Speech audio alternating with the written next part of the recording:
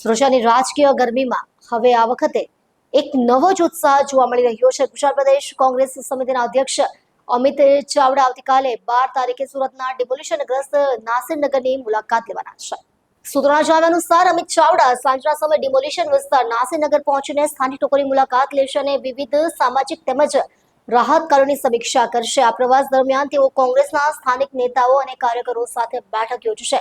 Demolition બાદની સમસ્યાઓ અને લોકોના મુદ્દાઓને લઈને આ ચર્ચા થવાની સંભાવના છે।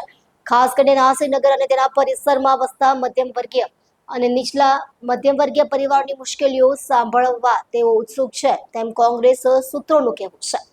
106 ગરીબોના ઘર તોડી નાખવામાં આવ્યા છે, એ લોકોને ઘરથી બેઘર કરી નાખવામાં આવ્યા છે અને 12 દિવસ થઈ ગયા। આ લોકો આટલું નક્કી નથી કરી શકતા કે ભાઈ કોણ ડિમોલેશન કરી ગયું, એસએમસીના અધિકારીઓ હતા કે બીજા કોઈ સોપારી લઈને ફોડીને ચાલ્યા ગયા।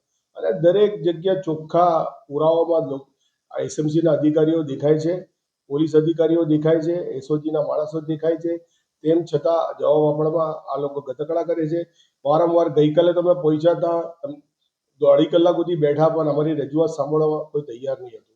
છેલ્લે અમે તાળા મારવાની તૈયારી કરતા હતા અને ત્યાંથી અમે મ્યુનિસિપલ કમિશનરના ઘરે ગયા।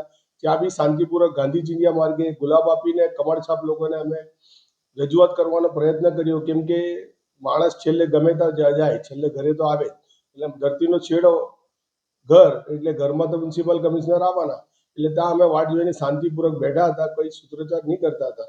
તેમ છતાં આ પોલીસ અધિકારીઓ જે અહીંયા સોપારી લઈને ડિમોલેશન કરતા હતા, એ લોકોની ટીમ અમને ઉચકીને ડિટેન કરીને લઈ ગયા। અહીંયા સુરત લેવલ પર આટલો બધો 12 દિવસ આંદોલન કરવા છતાં અમને નથી ગાંઠતા। એટલે હવે ગુજરાત પ્રદેશ કોંગ્રેસનું ડેલિગેશન, એનું પ્રતિનિધિ મંડળ 12 તારીખે સવારે 9 થી લઈને 1 વાગ્યા સુધી આ નાસિરનગર પર પ્રતિક ધરણા કરશે અને અમારા ટોપ લેવલના જેટલા બી એમએલએસ છે, લીડર્સ છે, એટલે ગુજરાત પ્રદેશ કોંગ્રેસનું આખું પ્રતિનિધિ મંડળ ત્યાં ગાંધી ચિંધ્યા માર્ગે એક સત્યાગ્રહની શરૂઆત કરશે।